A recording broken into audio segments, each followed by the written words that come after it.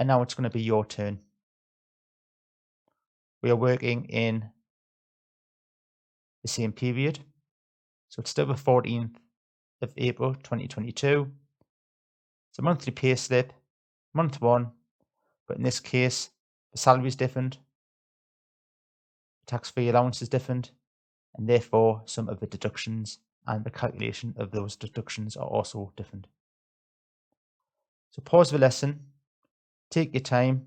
I would like you to work out where these values come from. I would like you for the pension to determine what the employee and employer's percentage contribution is. And don't forget, the income tax will be a little bit different. Shouldn't be any more than £1, but we will look at that at the very end of this lesson. Okay, we'll work through this one again, and it's exactly the same process as before, and I'm going to look at each line one at a time.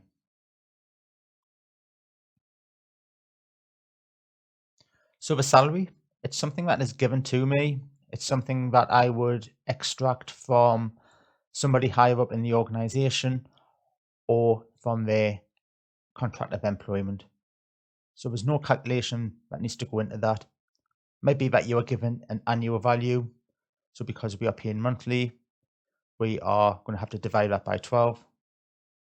But that value is normally static unless you need to make any adjustments for whatever reason. The pay-as-you-earn tax. So we have £1,844.08 salary. We are going to deduct the employee's pension contributions because of the tax at source element. So it gives us our gross for tax to be paid, which is 173712. So that lines up with what the year-to-date value is giving us. But we don't pay the full 20% tax on this. We do have a tax-free allowance. So we get that from the tax code. So we punch in the numbers 1263 and we add a 0 at the end to give us our full year personal allowance. We are working on a monthly basis, so we divide by 12.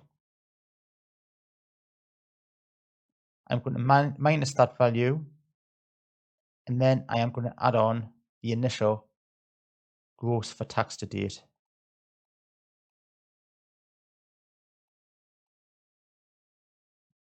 So this individual should be paying tax at 20% on £684.62.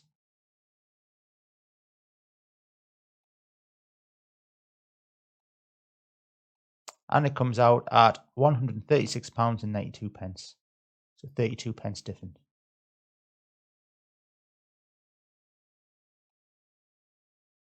National insurance. We start with the salary again. We need to deduct the primary threshold.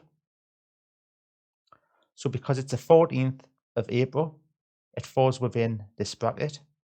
And the primary threshold on a monthly basis is £823. So earnings above £823 on a monthly basis, the employee needs to pay a rate of 13.25%.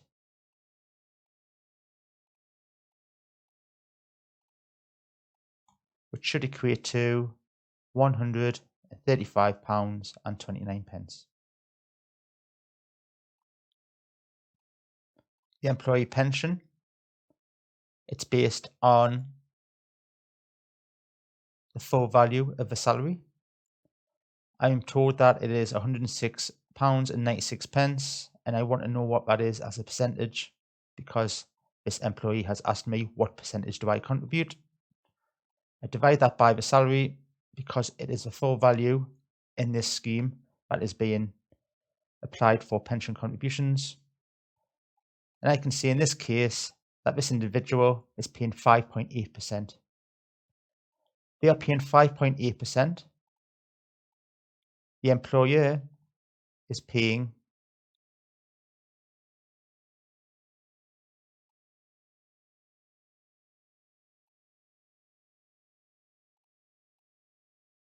%18.9%.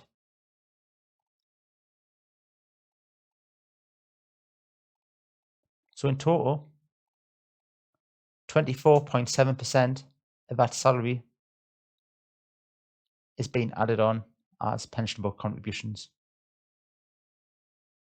Again, check the scheme, see what the terms are, and see if there's going to be any threshold that needs to be met before those contributions are applied, or is it from the first pound that is earned within the period. Marie Curie, that is a voluntary deduction. That is a give as you earn, payroll given, of £4 per month. Notification would have came to you as an employer, and you would have applied that with permission from the employee. So you would have had to communicate to the employee that this request had came in, and you plan on making those deductions as soon as they approve that. The net pay is £1,461.23.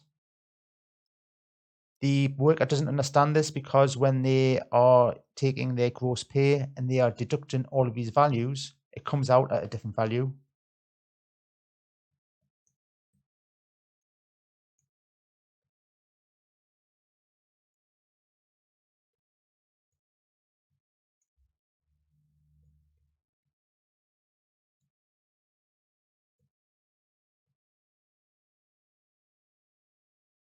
So when they do that calculation, they can see that they were expecting to receive £1,112.70, but they haven't.